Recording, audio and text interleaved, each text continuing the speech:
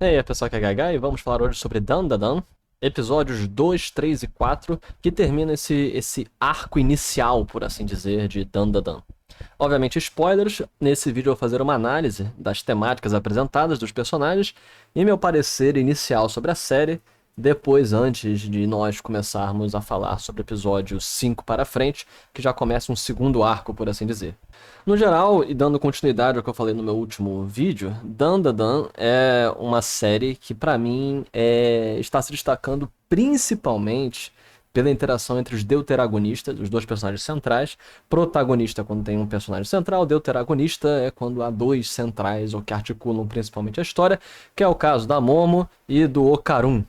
O rapaz Okarun, até esqueci o nome real dele, mas a garota, a Momo, só chama ele de Okarun. E a menina, a Momo. É, Antes de qualquer coisa, é sempre importante notificar e noticiar que, na minha opinião, essa é uma história de amor. Eu não li o mangá, eu sei que o mangá tá no capítulo trocentalhões, mas isso não me interessa muito. Talvez eu veja o mangá se eu terminar de ver o anime e eu quiser ir mais à frente na história. Mas pra mim é muito evidente que, assim como um dos meus animes favoritos, FLCL, o mais importante, a história, ela serve de forma alegórica para a questão do romance ou de interações entre as pessoas. E essa criação de vínculos. Claro que nós vamos observar isso melhor ao futuro, mas de qualquer forma, o foco central, o ponto de orbitação de toda essa série, na minha opinião, é esse relacionamento entre Momo e Okarun. O que nós vemos nesses episódios, assim, sucintamente, de maneira bem resumida, nós temos no episódio 2 o combate contra mais um dos aliens. Os aliens, eles estão uns aspectos meio... Eu quero saber, eventualmente no futuro, se essa série vai conseguir diferenciar bem Alien e os espíritos, porque até então eles estão se parecendo demais. Estão se parecendo demais, na minha opinião, e isso é incômodo. No começo, os aliens sendo aquela coisa meio robótica era interessante, mas parece agora com esse robô de Sumo, que é o monstro que aparece no segundo episódio, fica muito próximo dos espíritos. Eu espero que eles separem bem essas questões e que haja uma relação diferenciada, apesar de que mais pra frente a própria avó da Momo comenta que não existe alien, ou que não existe diferença entre alien e espírito.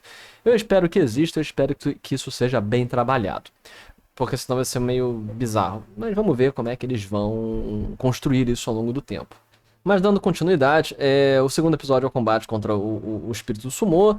Aí aparece a avó Turbo, a Turbo Granny, a vovó Turbo, ela, que é o espírito que está possuindo o Karun. Ela toma o poder porque a Momo desmaia, e aí aparece a avó da Momo, que prende o Karun dentro de uma shrine, um templo, e aí dá toda a conversação e as continuações que inicia o treinamento dos dois para se prepararem para confrontar a Turbograne. E é interessante toda a disputa que existe, episódio 3 e 4, onde nós vemos toda a questão de que os espíritos devem ser tentados à sua rubris, à sua arrogância, e eles tentam a Turbograne para que ela, numa competição de corrida, porque ela é muito rápida. Um dos problemas com isso é que nós vemos também o efeito de pata de macaco, que é The Monkey Paw, que é quando você faz um contrato com um espírito ou uma entidade e você não o faz de forma correta, porque ela fala, você tem que contar tanto para começar a corrida. E a Turbograne começa a contar de forma toda torta, porque ela começa a roubar. E é muito comum que espíritos façam isso nas histórias de fantasia. Eu achei muito interessante. É um anime que, apesar de parecer usar o estrombólico, usar o grotesco, usar o sensual como uma forma de fisgar a atenção das pessoas, ele é extremamente inteligente na maneira como ele aborda seus personagens, na maneira como a própria história se desenvolve. Então nós temos aí o combate contra a Turbograne, também contra o espírito do local que estava ajudando a Turbograne, e no final ela é derrotada, destruída, e nós veremos novamente que parte o remanescente dela vai possuir um gatinho, uma estátua de gatinho dentro do templo. Então, isso aí nós vemos para episódios 5 e 6, que eu falarei no futuro, porque eu acho que as temáticas do episódio 5 e 6 falam muito fortemente da questão de relacionamentos, o que é muito lindo. Talvez o aspecto mais bem trabalhado em todo o Dan Dan Dan que eu vi até então. Vamos falar um pouco do que eu vejo em Dandadan, que eu acho que se destaca dos outros shonens e que tá colocando ele no topo dos shonens contemporâneos, perdendo somente para, na minha opinião, Chainsaw Man, que está num patamar em si próprio. Chainsaw Man está num nível meio difícil de alcançar, e também a volta de Hunter x Hunter, que está melhor do que nunca e é difícil competir com Hunter x Hunter. Eu ainda prefiro Chainsaw Man, mas é muito difícil derrubar Hunter x Hunter de seu pódio. É uma coisa impressionante. E o One Piece tá prometendo com o Elbaf. Então, mas One Piece é One Piece e a facilidade com que ele tem de cagar tudo é muito boa, é muito alta. É muito alta e é muito simples de se cagar tudo. O que Dandadan traz de diferente? Que eu acho que está sendo um sopro de ar fresco em toda essa situação que nós observamos de shonens cagados. Com o fim de Jujutsu Kaisen, que foi uma baboseira sem fim, e nós temos outros também saindo. Personagens reais, eu acho que são um ponto muito curioso. Nós temos personagens que agem de forma real. Claro que existe o excessivo, o exagerado e o bizarro em todos os shonens, que beira como se fosse tudo uma grande peça, um grande ensaio, uma grande fingição, mas é muito importante a gente observar que a maneira como os personagens, principalmente os principais, a maneira como eles agem é muito real, como personagens contemporâneos, modernos. Às vezes, em Shonen, nós vemos personagens que não parecem reais. Uma das grandes marcas, por exemplo, de Yu Yu Hakusho, em comparação com outros shonens, era que os personagens eram muito, refletiam muito pessoas comuns e agiam de maneira comum. E você conseguia ver na maneira como eles agiam com pessoas de verdade. Claro que nos anos 80, 90, que foi Yu Yu Hakusho, mas compare com Dragon Ball, compare com JoJo Bizarre Adventure, que as pessoas não são reais, mas parte da graça de JoJo é que as pessoas não sejam reais. Se convenhamos. Mas veja que o La Kill, que consegue demonstrar isso de forma bem interessante, a maneira naturalizada com que os personagens agem, da FLCL, que eu já falei, Evangelion, classicamente, um dos maiores animes, ou na minha opinião, o maior anime de todos os tempos. Quando nós vemos nos personagens a verossimilitude, essa é a palavra, a verossimilhança com a realidade, é que nós nos vemos refletidos nesses personagens e não são apenas caricaturas bizarras e sem sentido. Então, os personagens reais tornam Dandadan uma série muito diferente, porque o mundo é muito bizarro, mas os personagens são muito concretos. A química extremamente. Um segundo ponto, a química extremamente forte entre os dois deuteragonistas torna a série inacreditável. Porque, por algum motivo, o Shonen é muito cagado em botar personagens que sabem interagir um com o outro.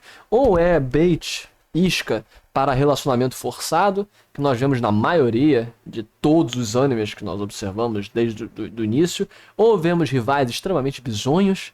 Não, é muito raro encontrar pessoas que são extremamente ligadas umas com as outras de forma natural e de forma racional, que faça sentido. Momo e Ocaron são incríveis juntos, sejam eles como amigos ou como namorados, eles são assim fantástico ver a interação entre os dois. Então, isso por si só vale o custo de entrada nesse anime. Outros dois pontos que eu acho que são muito fantásticos em Dandadan até então é a boa construção de nível de poder.